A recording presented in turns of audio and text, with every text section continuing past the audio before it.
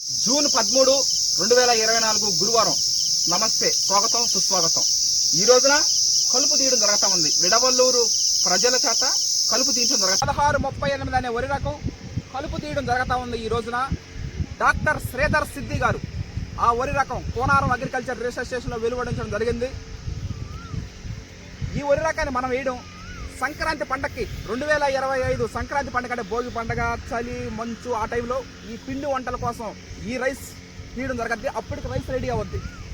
పోయిన సంవత్సరం మనం RNR 15048 తెలంగాణ సోనా, RNR 31479 అనే ప్యాడీ వెరైటీలు వేయడం జరిగింది. లావూరి కృష్ణ గారు RNR 31479 వరి రకం సృష్టిస్తే చెన్నమాధవన్ దామోదర్ రాజు గారు, చెన్నమాధవన్ సురేంద్ర రాజు గారు తెలంగాణ సోనాను సృష్టించడం జరిగింది. ఇవన్నీ ఎందుకంటే ఖచ్చితంగా తెలుసుకోవాలా.